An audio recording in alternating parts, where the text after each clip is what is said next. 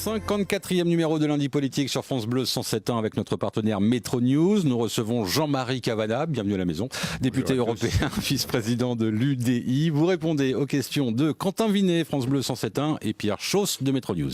Bonjour Jean-Marie Cavada. Bonjour messieurs. Merci d'être notre invité ce matin. Vous êtes candidat sur la liste aux élections européennes en Ile-de-France, sur la liste d'union entre l'UDI et le MoDem. À 6 jours du scrutin, on a la sensation que la campagne ne prend pas vraiment, que les Français ne se sentent pas concernés. C'est votre sentiment? Dire que les Français ne se sentent pas concernés, c'est peut-être un peu excessif, si vous me le pardonnez, mais c'est vrai que cette campagne, coincée entre des municipales et la perspective, disons, de fin de printemps et des vacances, est un peu, comment dirais-je, trouble.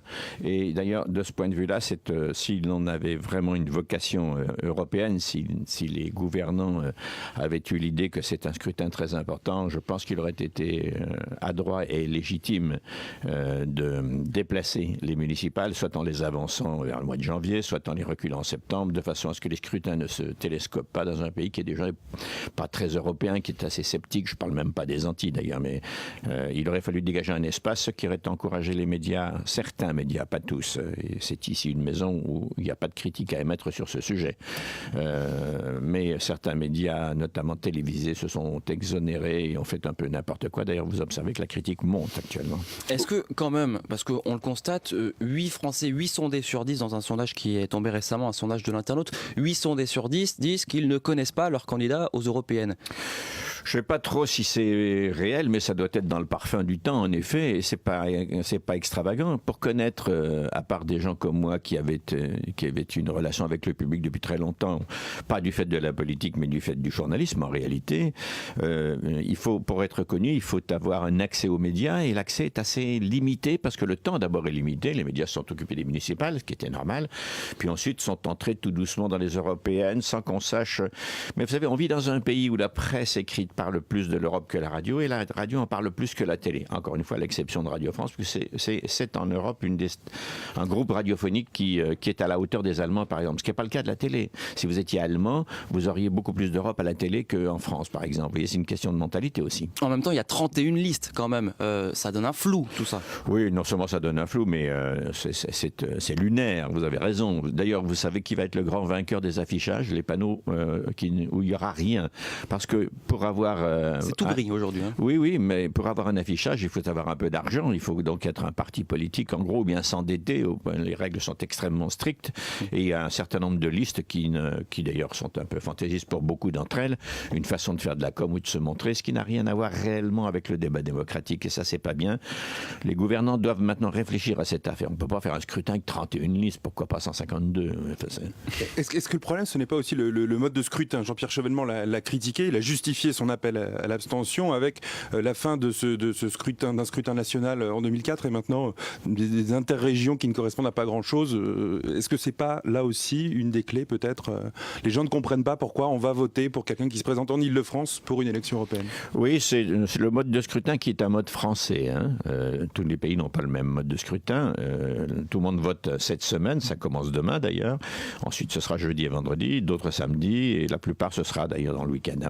Mais c'est un mode d'organisation, de découpage qui est français. Je ne peux pas dire qu'il soit clair pour l'opinion. Des listes nationales auraient été beaucoup plus simples, me semble-t-il.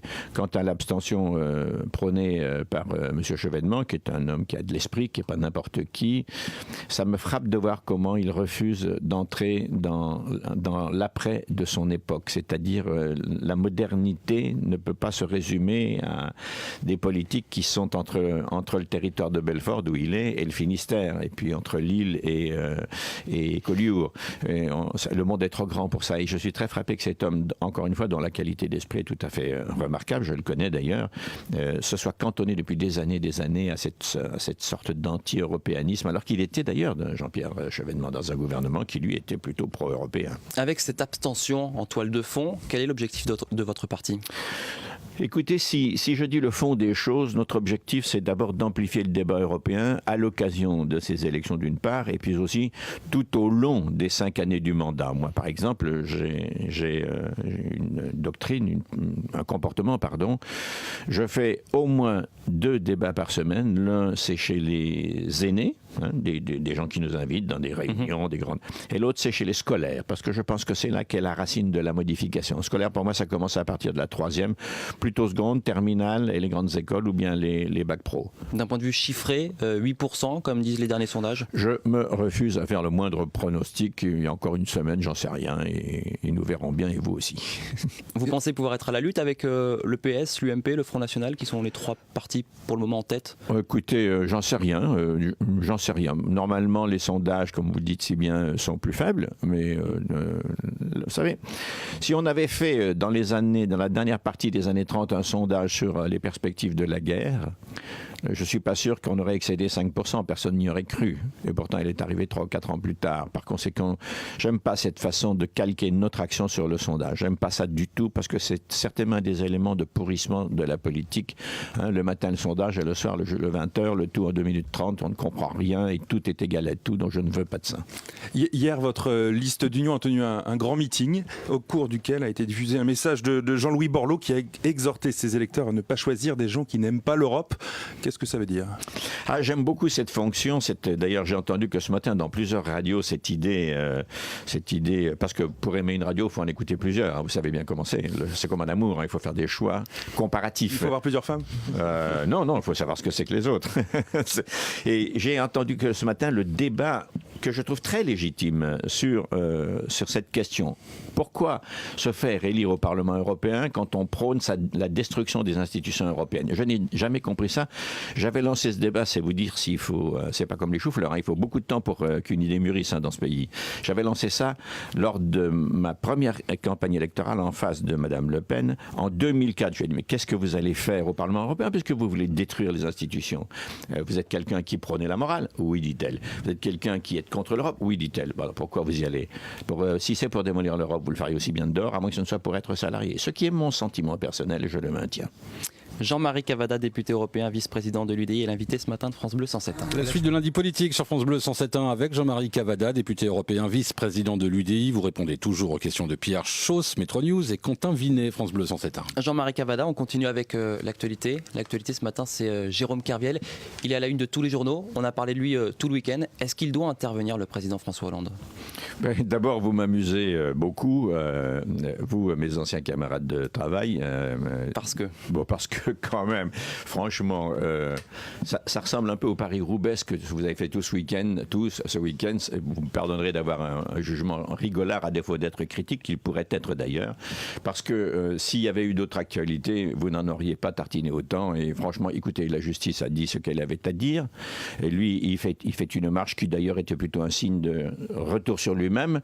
Et pour le reste, c'est vraiment, moi je trouve, une gesticulation dont je ne vois pas le sens. Naturellement, non, le président de la République n'a pas à mettre son nez dans l'affaire. Il ne le fait pas d'ailleurs et il a bien raison. Bien. Le monde de la finance là-dedans, rien à voir. Enfin, en tout cas, c'est pas l'objet. Il n'y a du pas débat. Non. Alors ça, c'est le vice de résonance, si vous me permettez. Il n'y a pas de relation entre l'acte de justice et le comportement de Jérôme Kerviel à ce jour. Non, le comportement de la finance. Je ne crois pas un instant que la finance soit innocente dans toutes ces procédures, comment dirais-je, de contrôle. Bien entendu, ça se dit. Mais la justice a jugé. Je vais pas revenir dessus, moi, dans mon petit studio en votre compagnie le matin. Et s'il avait fallu, je dirais, élargir les preuves, il aurait fallu le faire avant le procès. Alors que l'avocat ait envie de le faire, c'est légitime. Si ça éclaire davantage la justice, on verra bien. Pour l'instant, la sanction est là. Ce qui, avec les remises de peine et tout, va nous amener à quelque part 10 mois de prison ferme actuellement. Dans l'actualité également, Alstom et le décret de patriotisme économique d'Arnaud Montebourg qui donne à l'État un droit de veto afin d'éviter qu'une entreprise nationale passe sous le giron d'un groupe étranger. Les Français y sont favorables selon un sondage paru ce week-end. Vous y êtes favorable également? Oui, mais depuis le départ, je soutiens l'idée que c'est le moment ou jamais de construire un ou deux champions européens, comme on dit maintenant, l'un sur l'énergie, l'autre sur les transports. transport, puisque les deux auraient une taille critique qui dépasserait même les marchés européens. Et donc, ce serait une opportunité intéressante. Mais je ne passe pas sous silence le fait qu'il y a plusieurs milliers d'emplois qui risqueraient d'en pâtir. Dans ce cas-là, il faut peut-être appeler un troisième partenaire et le mettre dans un groupement européen, c'est-à-dire construire quelque chose qui ait vraiment une allure. Airbus, c'est une demi-douzaine de partenaires européens pour le construire. Par conséquent, le décret en question, d'ailleurs, qui n'est pas une invention, il en a fait une communication surdouée, en bon avocat qu'il est, Montebourg, mais en réalité, un État doit donner son agrément pour les investissements étrangers. Par conséquent, il y a là quelque chose qu'il faut prendre en main. Je ne sais pas s'il le fait bien ou mal, mais sa direction est bonne, me semble-t-il. On doit absolument privilégier la solution européenne. J'ai très peur, moi, que General Electric ne dépaisse, si jamais il s'empare de la totalité d'Alstom, qu'il revende un certain nombre d'entreprises Alstom aux Chinois qui sont aux aguets dans cette affaire, d'après mes informations. Par conséquent, il faut être très prudent et donc j'approuve qu'on veuille faire un champion européen avec les Allemands notamment. Il y en a peut-être d'autres qui pourraient être intéressants. Siemens. Oui, c'est Siemens bien sûr, mais il y en a peut-être d'autres que les Allemands et les Français, peut-être un troisième. Il y a plein de choses à faire et puis il y a une avance très importante à reprendre dans l'énergie.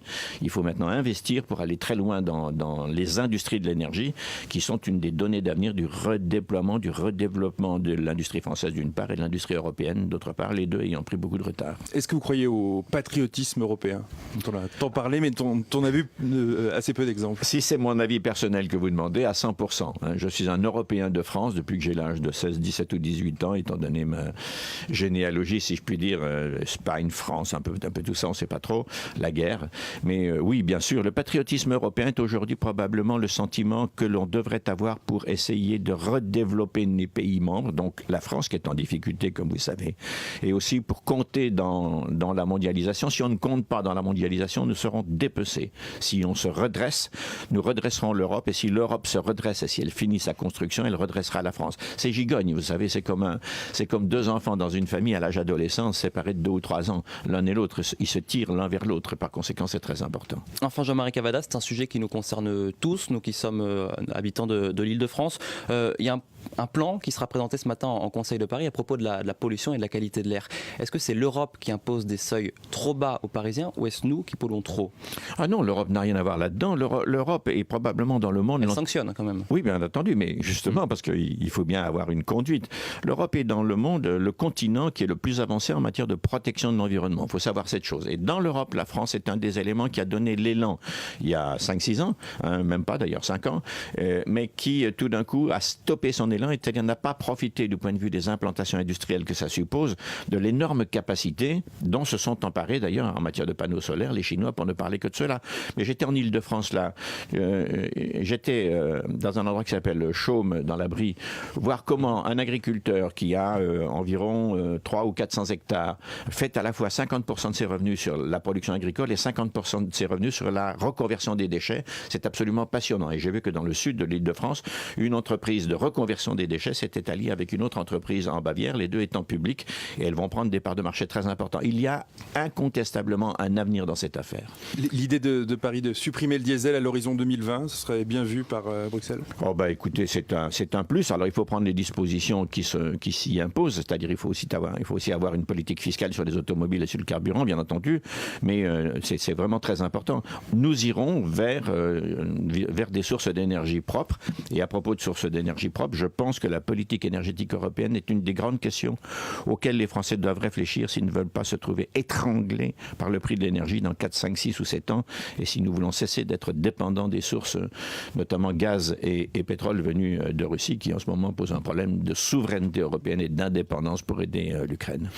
Bien, merci beaucoup Jean-Marie Cavada. C'est moi qui vous remercie de consacrer du temps à la chose européenne, ce qui est assez rare. Je rappelle que vous êtes député européen et vice-président de l'UDI. Merci.